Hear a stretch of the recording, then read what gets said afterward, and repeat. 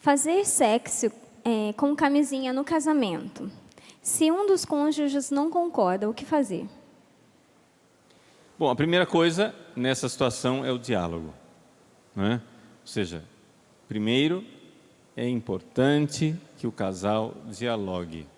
Mas, se uma das pessoas, geralmente aqui no caso, o homem, né, insiste nesse tipo de atitude, a mulher deveria responder como ela responderia a uma pessoa que está lhe pedindo algo injusto. Ou seja, negar. É necessário negar. Por quê? Porque o marido não tem direito àquilo. Ou seja, existe o direito conjugal. E é interessante a gente notar que isso que nós estamos dizendo aqui é uma coisa que a sociedade, às vezes hipocritamente, reage com 2 pesos e 2 medidas. Quando nós católicos falamos do débito conjugal, ou seja, do fato de que o esposo e a esposa têm uma dívida um para com o outro e que não devem negar a relação sexual, aí o pessoal mais avançado, as feministas, pulam dessa altura e dizem: estupro conjugal. Imagina, se a mulher não quer. Ninguém está falando em estuprar ninguém, não é? Pelo amor de Deus, é um casal, haja harmonia, mas que existe uma dívida, existe o débito conjugal, não é? De um para com o outro, do marido para com a mulher, isso é evidente, e para negar aquilo que é devido, é necessário que haja uma razão. Então, para negar, qual é a razão? Não estamos no período fecundo, e eu não posso engravidar agora, porque eu acabei de passar por uma cirurgia, e isso vai ser muito sério, muito grave para a minha saúde, eu não posso engravidar de jeito nenhum, estamos no período fecundo, não dá, eu sei, eu conheço o meu corpo, diz a mulher, não posso. Então ela tem todo o direito de dizer, não quero. Não é devido, não é? E por quê? Porque nós temos que entender, gente, uma coisa assim, uma descoberta científica fantástica. Deixa eu partilhar ela com vocês. A descoberta científica é a seguinte: as pessoas não morrem por não fazer sexo. Sabiam disso? Não mata. Castidade não mata. As pessoas não morrem, tá? Continuam respirando, continuam saudáveis, continuam de boa. Não, padre, isso é coisa impossível, isso é uma falácia da Igreja Católica. Não, acontece o seguinte: para viver como você vive, aí também não dá. Se você quer olhar para todas as mulheres como se fossem objeto de seu prazer, se você quer assistir tudo, ver tudo, apalpar tudo, vivenciar tudo, e depois diz, mas agora eu não quero sexo, também você está brincando com a minha cara, né? Você se joga no fogo e não quer queimar. Existe sim uma forma de viver a castidade, chama-se pureza. As pessoas ficam se perguntando, como que os padres vivem sem sexo? Bom, se é para viver como você vive, seria impossível mesmo. Você passa o dia no Instagram vendo pessoas e pensando sexualmente naquelas pessoas, mesmo que estejam vestidas. Você fica olhando para as pessoas com um olhar sexual o tempo todo, ativando o seu cérebro. Gente, o beabá, a primeira lição de castidade e celibato que a gente dá é o seguinte: o principal órgão sexual que você tem é o cérebro. Não altere o seu cérebro. Agora você fica alterando o seu cérebro o dia inteiro, olhando todas as mulheres da rua, etc e tal, você chega em casa alterado. É evidente que você precisa concluir o que você iniciou. Você precisa de sexo. E você sente que você está sendo agredido se você não tiver sexo. Mas é a sua vida quem está agredindo você, não é sua esposa. É o seu tipo de vida. Você que está se jogando no fogo. Viva a pureza.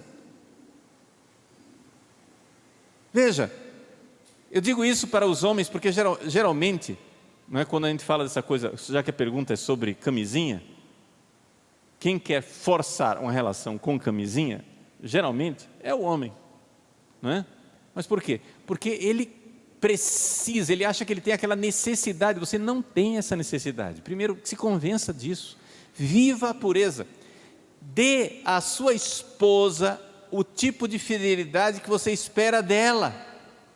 O que é que você, homem, diria? O que é que você, homem, diria se a sua esposa olhasse para o corpo de outro homem fazendo fantasias sexuais? Ele está vestido ali, mas ela fica fazendo fantasias sexuais olhando para o corpo de outro homem. Você não se sentiria ofendido?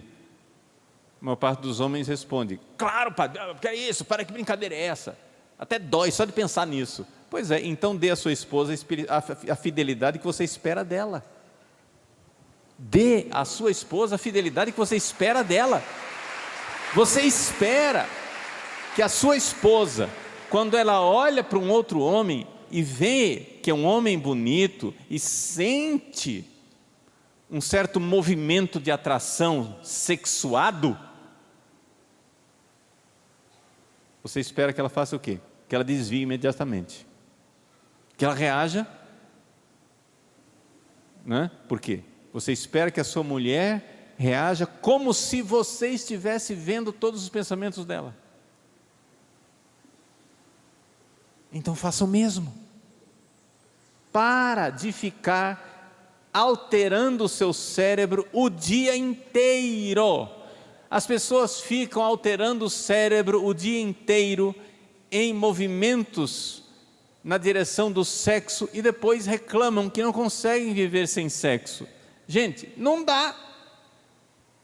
Assim não funciona. Aí de fato a castidade, a pureza, o celibato é impossível. Então o ritmo da moral sexual normal chama-se pureza. Esse é o estado no qual todos nós deveríamos passar o dia inteiro. Não é porque você está casado, não é porque você está casada, que você tem licença de ficar pensando em sexo o dia inteiro. Você está se envenenando. Ah, mas eu estou pensando com a minha esposa. Pois é, para com isso, seu louco. Por quê? Porque você está criando um movimento cerebral que você não necessariamente vai ter oportunidade de satisfazer. Você está se jogando no fogo. Daí nascem os adultérios, daí nasce a pornografia, daí nasce a masturbação. Daí nascem as violências domésticas.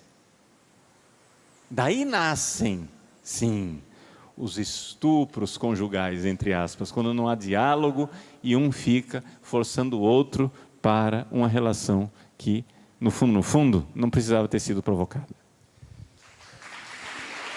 Obrigado, Padre Paulo. Estamos no último minuto, mas deixa o professor Felipe, quer fazer algum acréscimo? Olha, eu acredito que falta pensar numa coisa aqui. Tenho visto, viajando, em contato com muitos casais, sofrimentos no relacionamento, muitas mulheres reclamando, que às vezes tem perguntas em muitos lugares que a gente vai, situações parecidas com essa. Então, o que me ocorre falar disso, né? Me ocorre pelo seguinte, porque aconteceu na minha própria vida, ou seja, um sacerdote no meu namoro chegou e orientou o namoro, o noivado, até o casamento. Ou seja, ele foi auxiliando que a gente soubesse o que era o casamento. Então, por que eu digo isso? Quem ainda não casou, acho que é o que só... A única coisa que eu complementaria aqui, porque o resto é específico para quem está passando por essa situação. Quem não casou ainda, olha, tem gente que diz assim, olha, nossa, encontrei a pessoa da minha vida, 2 meses depois casou, né? 3 meses. Aí depois, 4 meses depois separou, né?